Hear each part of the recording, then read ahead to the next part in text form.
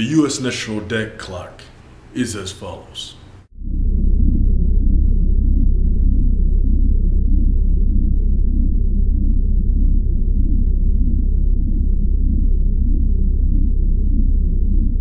Currently in our Congress and Senate, there's a discussion on what bill should be passed to protect us from default on our huge debts. The national debt is rising $3.8 billion a day.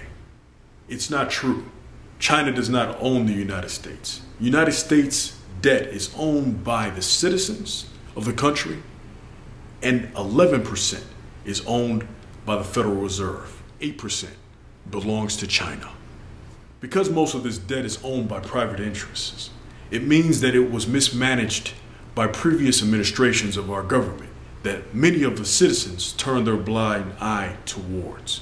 Now it's came to a peak where many citizens are faced with the inevitable, which is a default. Really, what is the national debt? The national debt is not necessarily a figure, more so than it is a phenomena of what's happened in our society. It's a polarization of a nation campaign that has entered the homes of America, entered the communities and masjids all around the nation, where people are divided based on social ideologies. If we look at the fact that parents and children don't get along and that children no longer respect parents in the homes, then how can we expect two congressmen to respect each other, to look out for the interests of you as a citizen? People in the collective must work against the individual priorities that have been elevated in the mass.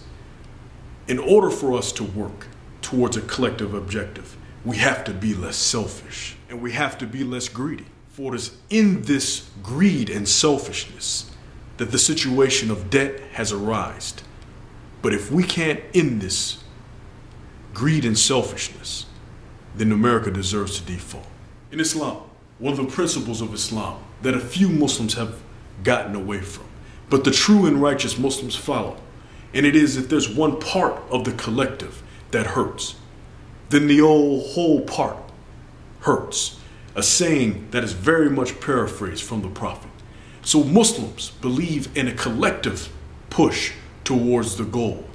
The goal is a safe community, safe funding for the poor, the widows, and the orphans, taking care of the impoverished first and raising the grassroots up to a position of safety.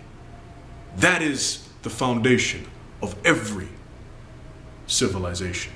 From a business standpoint, looking at the raising the debt ceiling and saying to ourselves that this is a solution, putting it into accounting terms and looking at the debt to equity ratio, this government was in trouble a long time ago. The personal debt to equity ratio is liabilities divided by equity.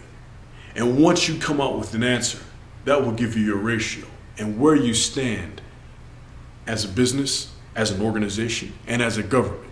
These principles of general accounting principles have been abandoned by your government, by dummies in Congress and in the Senate who have not talked to their accountants lately. So the crisis, in fact, is not a crisis.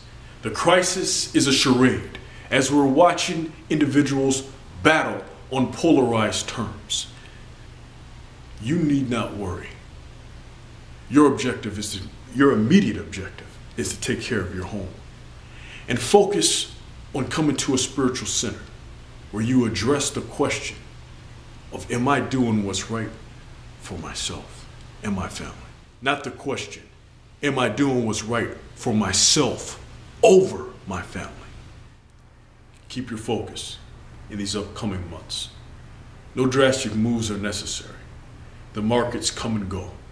But overall, remember, polarization will continue. And your job today is to ensure that you put your personal interests aside to advance your family and your collective towards a better future.